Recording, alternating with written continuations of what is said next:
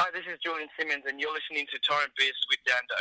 It is the Torrent This podcast. I am Dando, and today my guest is the man who many may remember from his stint on The Voice Australia earlier this year. However, he's just released his debut single, I Do It For You, is releasing his debut EP on November 21st and has a gig at the Northcote Social Club on November 23rd. He is none other than Julian Simonsz. Julian, thanks for your time, mate. How you doing? Yeah, good, thanks. Thanks for having me on. No worries, man. What's been happening today? Busy times? Yeah, just been in the studio and just completed recording my EP, which will be, like you said, I'll be doing an EP show, EP launch on the 23rd of November. Yep. And I'm releasing it on the 21st of November, so very excited about that. So you haven't quite finished the EP yet? No, it has been finished. Well, all the little nitty-gritty stuff, so like we're doing album artwork at the moment, but the context itself has been completed, so yeah. It's sounding great. Is artwork a pain in the ass?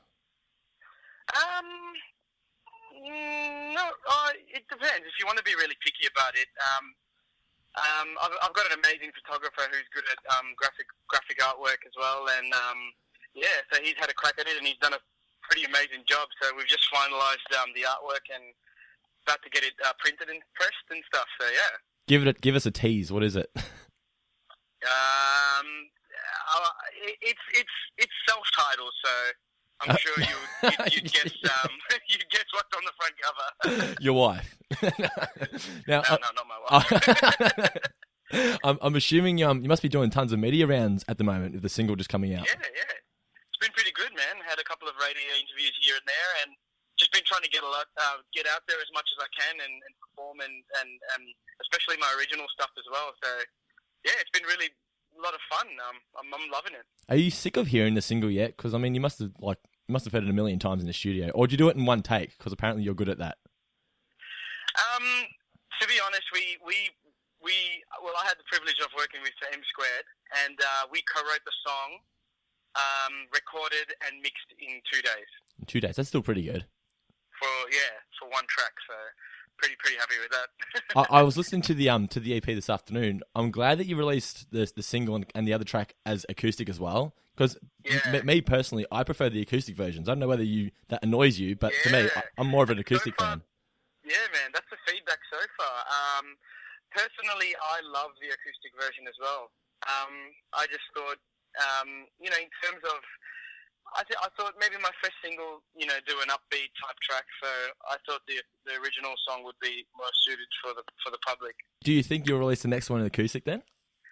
Yeah, probably. I think I might. I'd love to, and especially like if I've got a couple of radio interviews this week where I'll be definitely jamming that in the studio. So. Cool. Yeah. Good work. Well, obviously, getting your music out is going to open the door for you to get new fans. However, how many people do you think still know you as that guy from The Voice? I think that's pretty much how I get recognised, obviously. Everyone, like, I mean, they get confused a little bit. They're like, oh, you're the guy from X Factor. And I'm like, I just go with it. I'm like, yeah. No, it's nice, man. Like a lot of people, which I'm still surprised, still seem to know me here and there, especially when I'm with my wife. They just look at each other and put two and two together and like, hey, I've seen you somewhere. Yeah. But it'll be good to one day just be like, oh, that's Julian Simonsz because of his new track, That's his original track, so I can't wait until that happens. I remember watching your audition. I think your wife was more famous after that than you were. I think she is, man. I think she's a bit more popular than I am. In all honesty, though, what have been like the biggest pros and the biggest cons of getting your name out through a reality show like The Voice? Oh, man. It's done wonders, to be honest. Like, it's really kick-started my career. Yeah. It's definitely got me somewhere where I don't think I would have been if I didn't get on the show, Yeah. I've gotten so many like corporate gigs and just getting out there as much as I can. Whereas before, I think I was stuck a little bit. Really trying to come out as an original artist. I didn't have enough of a fan base to come out. Where going on the show, it's just given me that fan base, and yeah, I mean, hopefully now I can get my original material out there, which is the aim. So yeah. What were your thoughts on reality shows before you went on there? Were you one of those musos who were like, I would never do that, man? Like I said, they're amazing platforms. I always wanted to get onto one of the shows. Like I remember watching like early in the days Australian Idol and stuff, the opportunity it just gives for artists, like really to get out there, you know, in terms of career-wise, like it's just opened up everything, really. Yeah. And, you know, as a youngster, always watching those shows, I was a pretty nervous, you know, shy guy like as an artist, in my younger days. So, over the years, I think I've just matured a lot as a person and known that I really wanted to become, put my foot out the door and sort of get there and become an artist in the public. So, yeah, I mean, it's definitely done wonders for me, and it was just, I think I'm just blessed that all that happened. What was will.i.am able to teach you? He was really good to work with, man. I mean, more than anything, I had in my mind, even before getting on the show, I would love to work with will.i.am. I mean, mainly because of the reason that he's not just an artist, he's not just a producer. He does a lot of things. Like, he's an entrepreneur, basically. I mean, to be honest, I idolize that. So, like, I own a small business, and, you know, one day, you know, who wouldn't want to be in his position, really? I know, right? So, yeah, just being able to work with him, man, and absorb as much as I can off him. He really helped me in terms of, like, performance, like my stage presence. Mm-hmm. I think that was a big issue with me because I wasn't really used to singing in front of a big live crowd. So I think he aided me in, like, performance on stage. So just what I can do to engage the audience and things like that. I think it was really helpful because I hadn't known that before. So to hear it from him, it was pretty amazing. What's something you learnt about him that took you by surprise? He's very that didn't really take me. So he's definitely spontaneous. I mean, he's a freak of nature, man. Yeah. He comes up with. He's always got music on his mind. I think he put me into one position where I think he prepared me for whatever happens on stage. How I would deal with it. Yep. For example, he was like, "What happens if you fell on stage? Like, what would you do so that the audience wouldn't think, you know, that you actually made a mistake?" And I was like, "Oh, I'd probably, you know, sort of cover it up in some sort of." He's like, "You know what I would do, man? I'd bust out a move. I'd just pretend I'm breakdancing." And that sort of caught me by surprise because, like, I mean, I guess that's the difference in professionality where he is, and he just put me on the spot and expected me to, like, he just wanted to see how I reacted, and that was good to learn that, you know, sometimes you got to always be prepared in what you can make of it on, like, while you're on stage, I guess. Yeah, I like that I like that when I go to a gig. If the person makes a mistake, I prefer them to, you know, acknowledge it and just take the piss out of themselves rather than try and cover it up. You know. True. And I think what I learned from that was you can cover up something as long as you don't make it obvious to the audience. Like, you can make a mistake, but if you don't show them that it's a mistake, you know, you can pull it off. So yeah. I guess that was something really good to learn off, I guess. Yeah. Do you get to ask the other judges for advice, or is it just, you know, will.i.am, you must stick with him kind of thing? To be honest, man, I wish I could say that, you know, we all get along and we're a happy family, but it's very hard to meet the other coaches while you're on the show. Really? You really only get to spend the time you have with your coach. Wow, I didn't expect that. I think it's just because of the way everything's set up, but we don't really get to see the other coaches. What's the vibe like with all the contestants? Is it sort of you want to be friends, but you also want to hate them as well? I think you're spot on, man. We pretty much became, you know, I think we started calling it the Voice family.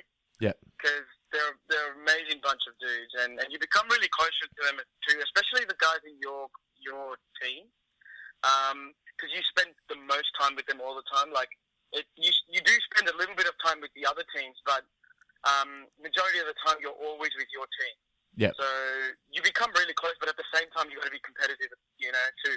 Like, in the end, it's a competition. So you're up against all the other contestants. But I mean, like, all the Melbourne crew, I'm pretty close with. So, like, we gig around together and we catch up every now and then. I did have the opportunity to see some of the Sydney artists when they came down. Like, I got to sing with them at the NRL and ASL, so that was pretty cool. Yeah, it's cool. But Yeah, we're pretty tight, man. Like, we still keep in contact on Facebook and stuff, so it's nice, yeah. Yeah, it's cool. Well, let's also plug the launch at the Northcote Social Club on November 23rd. Now, there are essentially 3 tracks on the EP with a couple of, acoustic remixes, as we discussed before. So are you going to be filling in the rest of the time with a few covers, or do you have some originals we don't know of yet? Yeah, look, I'm going to be back in the studio very soon, so I should have another couple more originals to bust out of the gig. And I think I will mix it up with a couple of covers, because I do enjoy singing covers. Like, before I started The Voice and stuff, I did a lot of YouTube covers, and so I enjoy that. And we actually, this is the first time I'm performing with a band, to be honest. Cool. So yeah, I'm really looking forward to it, and see what we can jam out and just create something new, I guess, with covers as well. Because I always like to keep it interesting. I don't want to be doing the same thing, making it sound like the original. So we'll see if we can chop and change stuff and give the audience a good show. If you're doing covers, make sure you whack in Jesse's Girl.